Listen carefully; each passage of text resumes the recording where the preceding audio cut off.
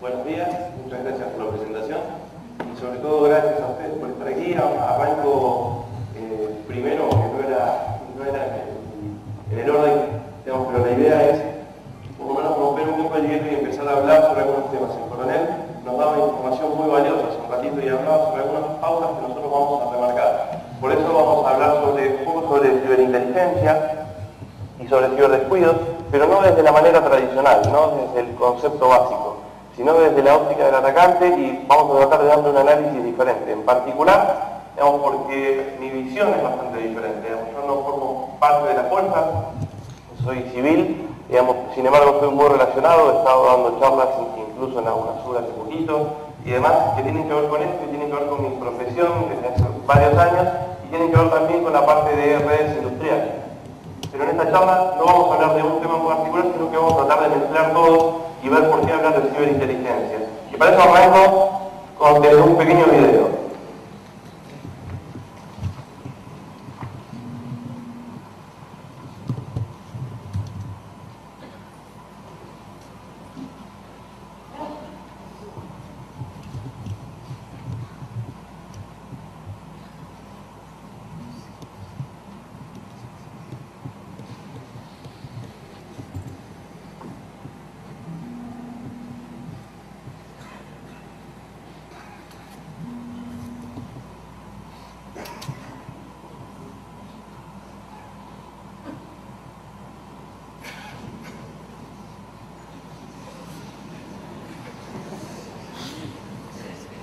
¿Por qué no muestro videos de inteligencia digital y demás?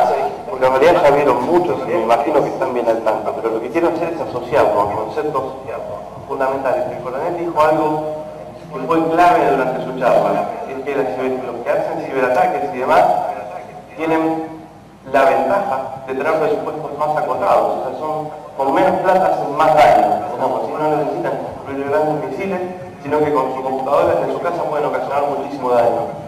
Y esto es algo que tiene que ver con el hecho de que un atacante, digamos, puede no ser miembro de una fuerza y nos puede ocasionar muchísimo daño. Por eso lo que vamos a ver, lo que quiero contarles ahora tiene que ver con algo que algunos de ustedes quizás hayan visto, que hay una película que se llama El efecto mariposa. ¿La conocen? ¿Sí? La película del efecto mariposa en realidad no puede hablar sobre la película, sino sobre el caso del efecto mariposa. El efecto mariposa viene de la teoría del caos y habla sobre una teoría bastante elemental que dice que el movimiento de las alas de una mariposa en un lugar del mundo pueden provocar una destrucción del otro lado, un tsunami del otro lado. Es una teoría bastante compleja de probar. Sin embargo, en la era cibernética esto sí es fácil de comprobar. Y esto tiene que ver con los descuidos. En informática, un pequeño error, algo muy sencillo, algo que alguien haya dejado mal hecho, puede provocar grandes daños. Y esto lo vemos típicamente y lo vemos en muchísimos lugares. Vamos a hablar de casos puntuales. Por ejemplo, ¿qué pasó con Sony? ¿Se acuerdan del ataque de Sony a la PlayStation Network? En que 45 días tiene su PlayStation Network, o sea que durante 45 días su plataforma de juego online no estaba disponible, por lo cual no podía facturar. Y el ataque fue hecho por grandes conocedores de la tecnología. No, en realidad el ataque fue hecho por un montón de personas que se bajaron una herramienta en donde solamente ponían una IP y algo pasaba. Básicamente entre todos libraban un ataque. Digamos, y el efecto mariposa en informática significa que un pequeño error, un pequeño descuido en tu gestión o en tus políticas empresariales, corporativas o organizativas, pueden ocasionar un gran caos dentro de tu organización, dentro de tu país, dentro de tu vida. Por eso también tenemos que analizar otra cuestión más, que tiene que ver con las modas. ¿Sí? Las modas, por ejemplo, de las cosas que van pasando. ¿Cuál es el tema que está de moda hoy en día? El mundial, sin duda. Entonces, ¿qué es lo que estamos viendo? Por ejemplo, en Brasil están sumamente preocupados y están trabajando mucho con servicios de inteligencia digital y de vigilancia digital. ¿Por qué? Por la cantidad de manifestaciones y de gente en contra de la FIFA y de gente en contra del gobierno. Entonces, todo el tiempo están haciendo monitoreo, están revisando, están tratando de defenderse de ataques que tienen continuamente. ¿Cuál fue otro tema de los que han estado de moda, que suelen estar de moda? Las elecciones. Cada vez que hay elecciones en un país, los ataques cibernéticos crecen. ¿Sí? Y lo que estoy marcando acá, si prestan atención, son ataques internos, o sea que no son ataques de un país a otro país, son ataques de ciudadanos en su mismo país. Pero también tenemos otros temas de moda, como por ejemplo, en su momento Anonymous se hizo muy famoso y todo el mundo hablaba de Anonymous y la gente le tenía terror y las empresas nos llamaban para analizar los posibles ataques que podían llegar a sufrir de parte de Anonymous, como que Anonymous fueran un grupo de súper especialistas. En realidad, la problemática surgía de algo mucho más básico, pero también surgen nuevos temas de moda, como por ejemplo los smartphones, ¿sí? Los ataques sobre los dispositivos móviles. ¿Cuántos de ustedes utilizan smartphone? Levanten la mano, por favor. Y los veo de ¿sí? Smartphone con Android, con BlackBerry, con iPhone. Esos dispositivos tan sencillos, en nuestras manos, son una puerta de entrada para un atacante. Digamos, de hecho, utilizan sistemas operativos que no están hechos por nosotros, tienen aplicaciones que nosotros no conocemos. Y algo con lo que suelo jugar siempre, yo les pregunto a ustedes. Si ustedes que a mí no me conocen, que no saben quién soy, digamos, ¿no? Yo los cruzo aquí en la puerta y les pido su teléfono, prestado. Digo, ¿me prestás tu teléfono que quiero ver tu lista de contactos? ¿Hay alguno acá que me lo daría? No. Definitivamente. Y si yo, en vez de pedirle el teléfono para ver los contactos, les pido el teléfono para publicar en las redes sociales por ustedes, tampoco me lo darían. Y si les pido poder hacer llamadas a nombre de ustedes, tampoco me lo darían. Más allá del cargo que tienen ustedes, más allá de su función pública, digamos, una persona normal, en sus cabales, no lo haría. O sea, si yo me cruzo con alguien en la calle y le pido su teléfono prestado, no me lo va a dar. Quiero pensar que no, digamos, ¿sí? Pero yo les puedo asegurar que en realidad, a diario, lo hacemos. Todo el tiempo lo hacemos. Cuando nosotros bajamos una aplicación y la instalamos en nuestro teléfono, la aplicación nos dice, yo para poder usar esta aplicación, que es un juego, ¿sí? O que es un geolocalizador, o que es un mapa, o lo que sea, la aplicación que estoy bajando, necesito permisos para ver tus fotos, ver tus videos, publicar a nombre tuyo, entrar a tus contactos. Es una aplicación sencilla. Entonces, ¿qué termina haciendo? Dándole permiso a esa persona, al que organizó ese juego, a toda la información que está en nuestro teléfono. Entonces, si yo quiero organizar un ataque contra ustedes, un ataque inteligente, ¿sí? Estamos hablando de ciberinteligencia, yo quiero armar un ataque inteligente, ¿voy a intentar atacar las computadoras de ustedes? ¿Voy a intentar atacar las computadoras del cuartel general? ¿Voy a tratar de atacar los sistemas del ejército? No, voy a ir a lo más fácil, voy a ir a sus teléfonos. O sea, ¿qué voy a tratar de hacer? Aplicaciones que a ustedes puedan ser útiles, que las pongan en el lector de cualquiera y que ustedes las descarguen. ¿Sí? ¿Para qué? Para que una vez que las descarguen yo tenga acceso a toda esa información. ¿Y para qué voy a usar esa información? Para hacer un ataque más maduro, un ataque masivo. ¿Sí? Entonces, las modas de los ataques nos empiezan a complicar. Digamos, de hecho, otra de las modas tiene que ver en algo con lo que yo trabajo muy a diario, que tiene que ver con las redes industriales. ¿Sí? ¿Por qué las redes industriales están de moda? Porque hace un tiempo atrás las redes industriales, las redes de control, por ejemplo, las redes SCADA, y demás eran islas totalmente ajenas al mundo nuestro, al mundo tecnológico. ¿Sí? Y en esas islas, digamos, ¿por qué se llamaban islas? Era básicamente porque no estaban ni siquiera conectadas por redes TCP. Entonces, ¿qué quiere decir? Que esas redes no tenían internet, los usuarios comunes de una organización, de una empresa, no podían acceder a ellas y demás. Desde hace un tiempo atrás, todo esto se ha cambiado y las redes se hacen más convergentes y estas redes se han integrado a las redes comunes, a las redes que nosotros conocemos, para que un operador pueda desde su teléfono, desde su tablet o desde su casa, controlar el estado de una planta. ¿Sí? Por lo cual, esa gran ventaja que tenemos se nos convierte en un gran enemigo. ¿Por qué? Porque ahora lo que tenemos es la puerta abierta a un montón de atacantes para que ataquen estas redes industriales y nos controlen. Y de hecho, acá empezamos con un gran problema. ¿Por qué? Porque en realidad, ¿saben cuál es la vulnerabilidad más común en redes industriales? ¿Saben cuál es? Usuario y password por default. Es decir, si yo quiero atacar la energía eléctrica de un país, ¿sí? O la operación petrolera de un país, o las telecomunicaciones de un país y demás, yo lo que tengo que buscar son las redes de control que seguramente las personas que las configuraron no son personas de seguridad, no son especialistas y las han dejado instaladas como están. Y de hecho, si usamos buscadores en internet como Yoda y demás, vamos a estar encontrando todo el tiempo este tipo de información y este tipo de sistemas disponibles, en donde yo pongo el usuario y clave que está en el manual y puedo ingresar a estos sistemas. Y es así que empiezan a aparecer un montón de proyectos. ¿Saben cuál es el requerimiento que tienen la mayoría de las herramientas de control industrial para instalarse. Si uno baja una herramienta de control industrial, un sistema SCADA, y lo quiere instalar en su PC, tiene que leer el manual de requerimientos, que dice qué necesito para que esto funcione. Y lo que dicen en la gran mayoría de las aplicaciones, dicen, para que esto funcione, yo necesito que tenga Windows XP, sin patch, sin antivirus, sin firewall. Por lo cual, ese equipo que tiene una red de control, que se conecta a Internet, ¿qué tan difícil piensan que es atacarlo? ¿Sí?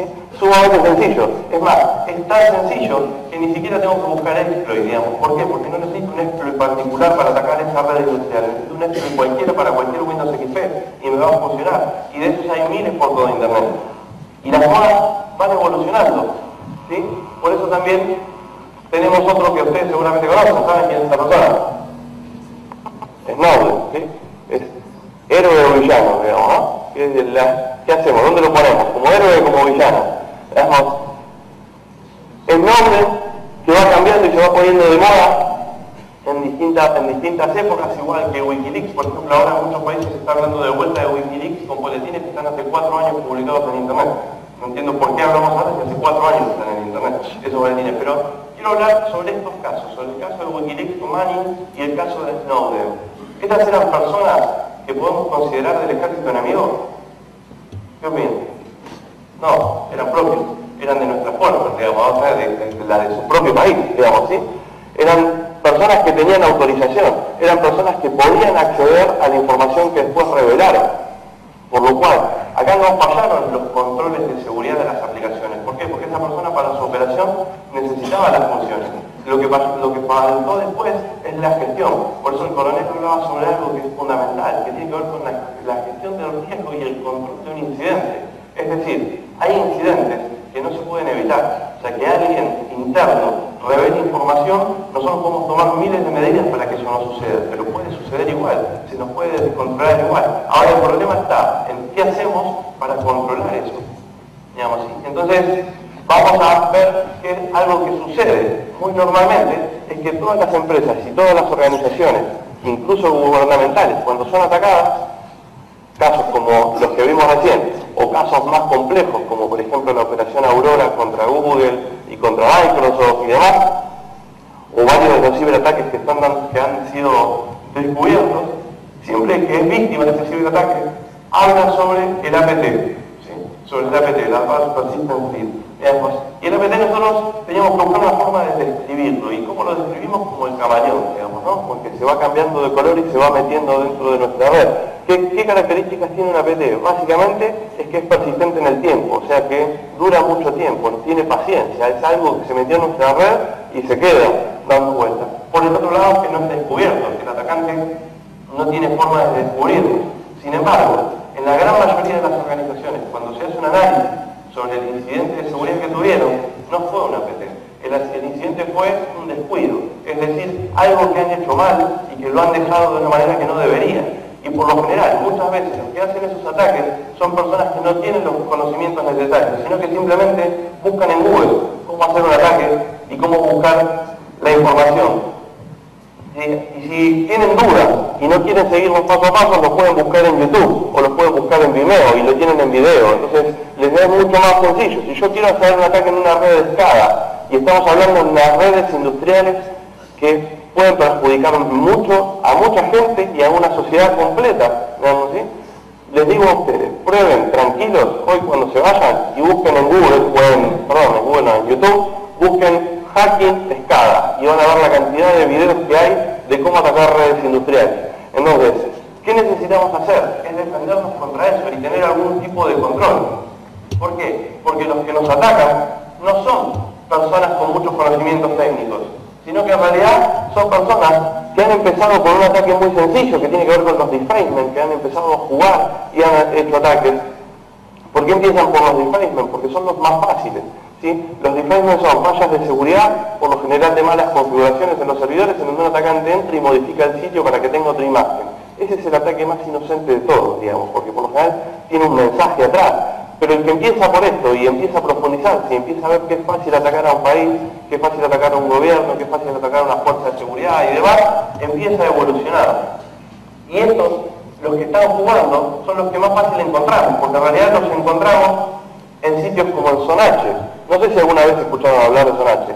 Sonache es un portal web en donde cada persona que hace un defacement o hace un ataque viene y lo pone acá como una cuestión de ego. Vienen y dicen, mirá, yo hice este defacement, soy tal persona, ¿sí? Esto fue en tal fecha, es en tal sitio web, el sistema operativo era tal, y ahí están las banderitas de los sitios web donde estaban. O sea que si ustedes quieren ver si han tenido algún defacement, lo pueden buscar acá. Pero si les han robado una base de datos, ¿lo van a encontrar acá? No.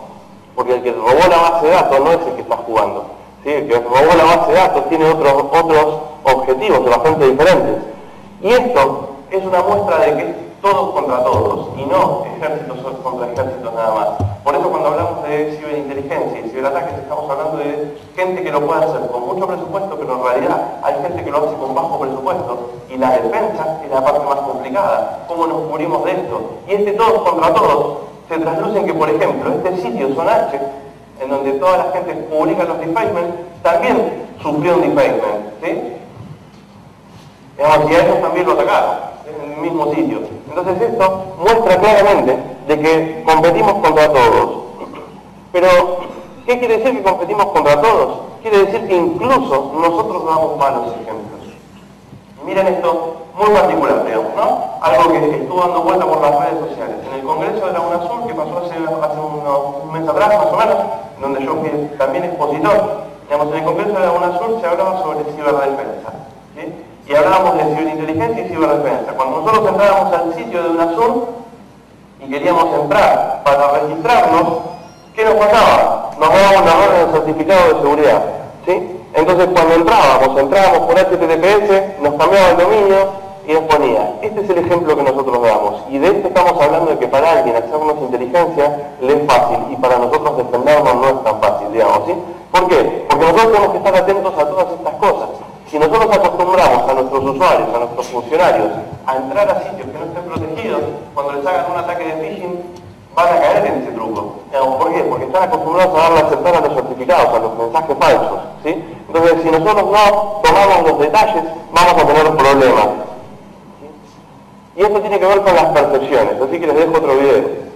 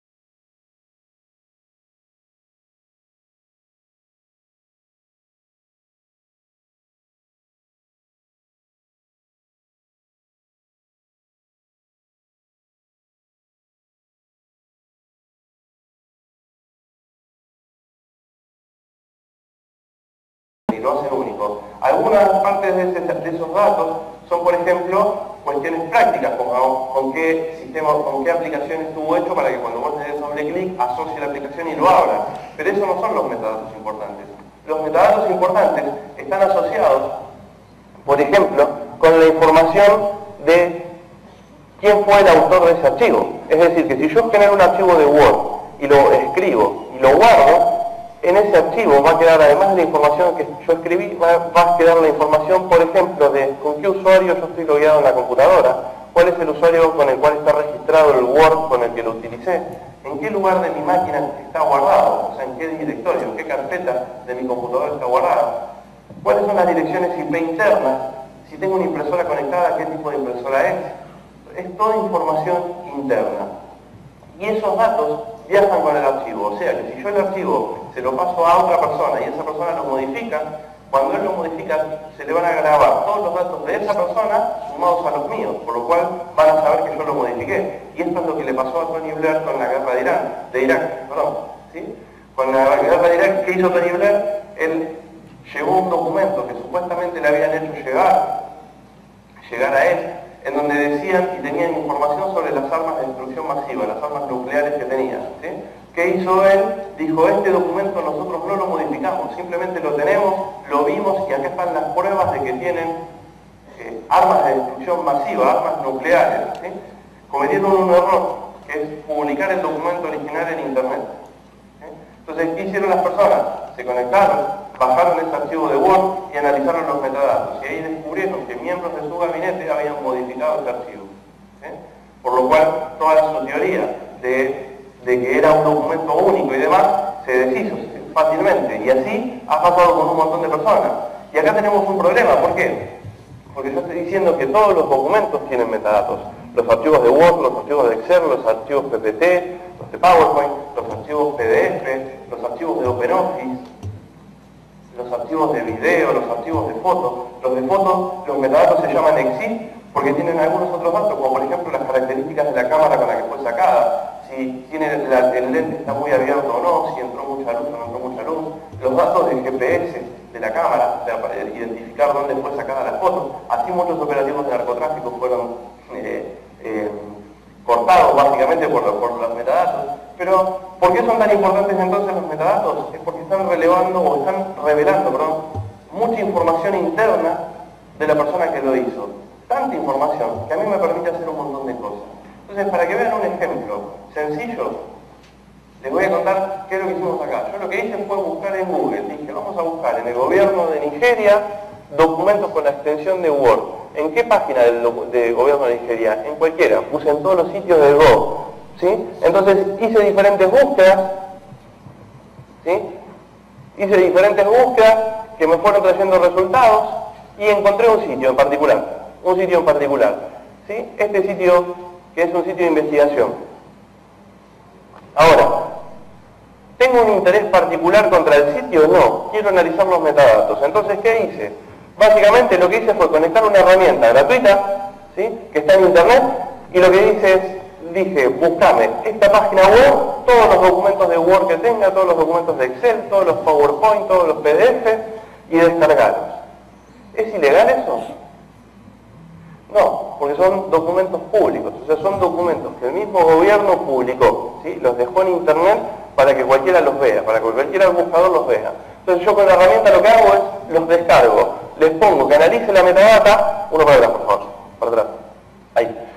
Le puse que analice la metadata y de todos esos documentos, o sea, de los 152 documentos que encontré, entre DOC, PDF y PPT, encontré 32 usuarios válidos, 42 carpetas, y identifiqué 3 sistemas operativos y 6 aplicaciones.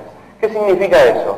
Que si yo sé cuál es el sistema operativo que están utilizando en esa entidad de gobierno, tengo la posibilidad magnífica de armar un exploit, de armar un malware, un troyano, y mandárselo, y saber que ese sistema operativo se va a infectar. ¿Sí? Entonces, de esta manera, con metadatos, yo puedo buscar información bien puntual sobre la red, y puedo armar mucha información. Pero también, como tengo datos de usuarios, puedo saber quiénes son las personas que están vinculadas a ese lugar. O sea, cada persona que modificó ese documento, a mí me va a aparecer. Como en este ejemplo, aquí tengo una persona, ¿y qué hice? Busqué solamente el nombre de la persona en las redes sociales, ¿sí? Y lo busqué en Facebook, y lo busqué en LinkedIn, y lo busqué en otras asociaciones, y acá tengo datos que dicen, por ejemplo, qué sistema operativo utiliza, qué conocimientos tiene, quiénes son sus contactos, quiénes son sus amigos, quiénes son sus superiores, ¿sí? Con quién trabaja, en qué áreas trabaja. Entonces, toda esa información de metadatos a mí me está dando la posibilidad de hacer lo que nosotros llamamos un targeting attack. Es decir, recolecto mucha información sobre esa entidad de gobierno, tengo toda la información necesaria de fuentes públicas a partir de la inteligencia y ya puedo hacer el ataque que yo quiera, dirigido.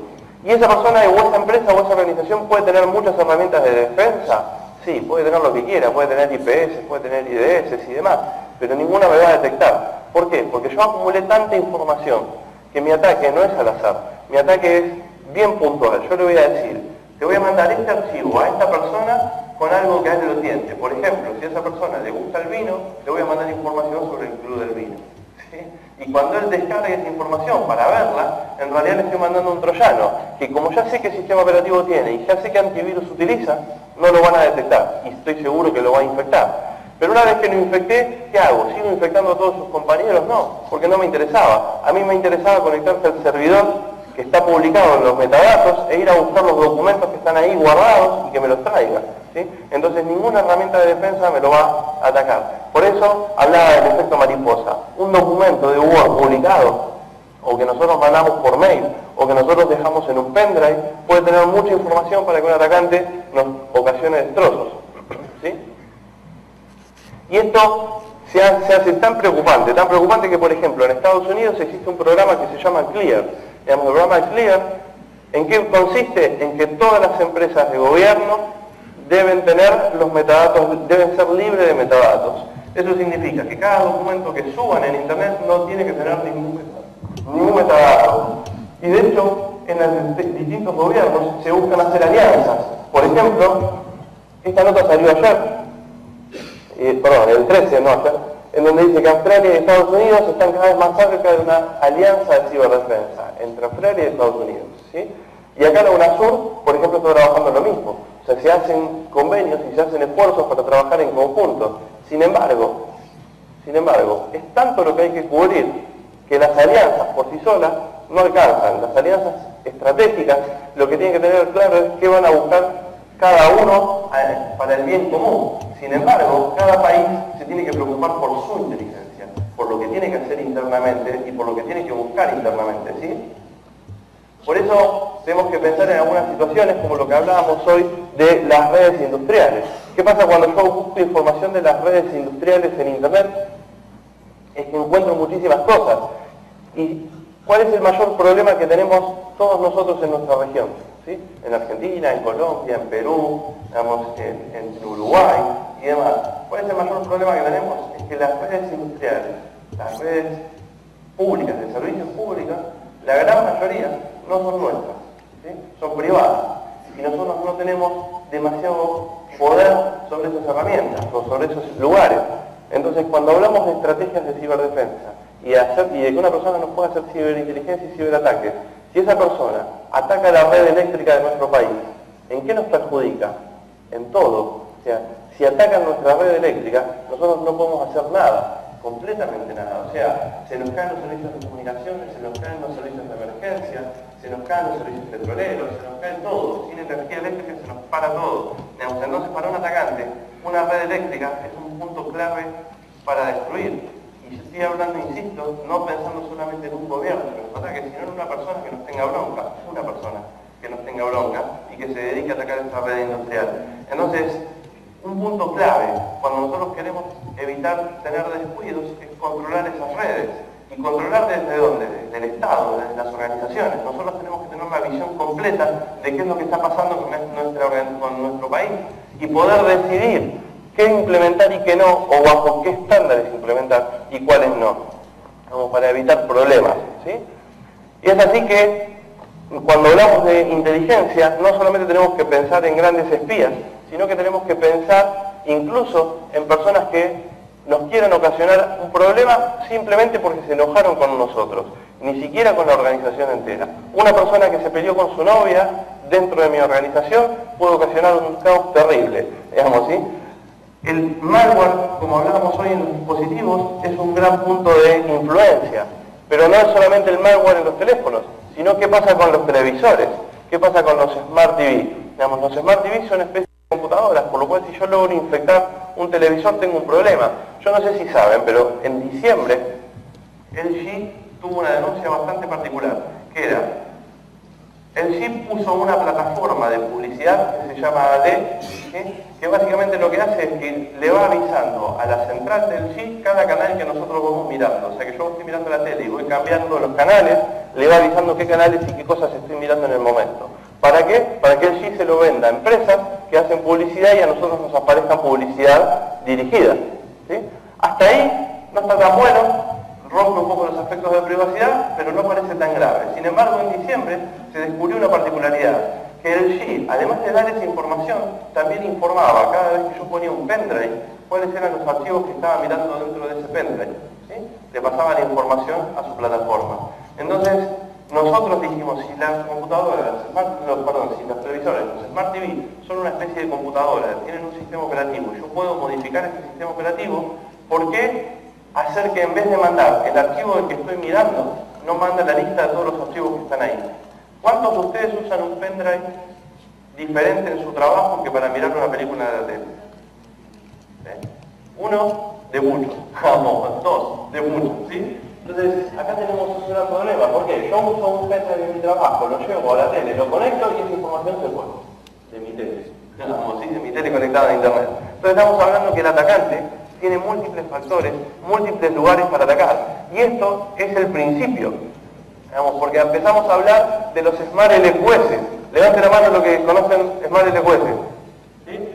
Smart LQS significa Smart lo que sea, digamos, ¿sí? Cualquier cosa. ¿Por qué? Porque hoy empezamos a ver que todo se llama Smart. Tenemos heladeras inteligentes que nos dicen cuándo tenemos que ir a hacer las compras. Tenemos lavarropas inteligentes que nos avisan por internet sobre el estado de secado de nuestra ropa. Tenemos cafeteras inteligentes para avisarles cuando estoy yendo a mi casa, le mando un mensaje a la cafetera por internet para que me prepare el café y cuando llego está calentito. Digamos, ¿sí? Tenemos relojes inteligentes que incluso miden la presión. ¿Sí? Es complicado. Imagínate si te cambio la temperatura del agua. Digamos, ¿sí? Por lo menos deshabilito unos cuantos. Digamos, ¿sí? Entonces, sin duda, en esta evolución, lo que no podemos hacer es quedarnos cruzados de dedos. Tenemos que analizar. Como país y como estrategia de defensa y de inteligencia, tenemos que saber que todos esos puntos son puntos que ahora empiezan a tener un factor diferente, que ahora esos puntos pueden ser utilizados contra nosotros. Imagínense que yo tengo el poder de armar una aplicación y controlar todos esos dispositivos y hacer que todos esos dispositivos, por ejemplo, del Perú, ataquen a sistemas centralizados de Chile. ¿Sí? O que ataquen a Bélgica, o que ataquen a Ucrania, o que ataquen a quien yo quiera. ¿Y cómo lo hago? Con aplicaciones, controlando, con malware. Yo tengo el poder de controlar todos estos dispositivos y hacer una guerra entre países que no tenían nada que pelear, digamos, ¿sí? O sea, la ocasiono, ¿por qué? Porque me interesa que haya un conflicto entre esos dos países. Yo ni siquiera formo parte de uno de esos dos. Entonces, acá, cuando hablamos de inteligencia, tenemos que hablar de que necesitamos analizar y ver los riesgos que tenemos en cada dispositivo hacia nuestros ciudadanos, pero particularmente hacia nuestras organizaciones. ¿Sí? Entonces, en base a este concepto, tenemos que tener una determinación clave, y esto es algo muy personal, esto es algo que yo tomo como mi forma de trabajar. Yo siempre pienso que ya fui auneado. ¿Qué quiere decir auneado? Que ya fui comprometido, que mis sistemas ya están comprometidos. Entonces, a partir de eso me muevo. ¿Por qué me muevo así? Porque no me muevo en confianza. ¿Sí? Eso quiere decir que cuando yo me conecto a una red, yo ya sé que esa red supongo que está comprometida. Entonces, tomo todas las medidas de precaución a partir de eso. Y eso es lo que los invito a que hagan ustedes, a que tengan en cuenta de que cualquiera de nosotros puede estar comprometido todo el tiempo y que necesitamos estar utilizando estrategias que nos permitan defendernos y nos permita controlar. ¿Por qué? Porque yo puedo hacer inteligencias con las APIs de Twitter y buscar información hackeada, y buscar información de amenazas y demás. Pero el atacante nos está dando vuelta por todos lados, ¿sí? El atacante no va a utilizar solamente las redes que nosotros conocemos, va a utilizar todos los dispositivos, toda la fuerza que él tenga para atacarnos. Y es así que les dejo una última frase que lo dijo el director de INTECO en España, Miguel Rego, durante un evento de Securmática, y él dijo: la ciberresiliencia es anticipar, resistir, recuperar y evolucionar. O sea, el desafío es mucho más grande que el que nosotros pensábamos, ¿sí? Así que con esto y con una frase de Einstein me despido. Espero no haberlos aburrido demasiado, pero Einstein decía una frase que a mí me encanta y la uso mucho. Dice: todos somos ignorantes, pero no todos ignoramos las mismas cosas, ¿sí? O sea, cada uno tiene su punto débil, su talón de Aquiles. La única forma de trabajar es que los ejércitos y las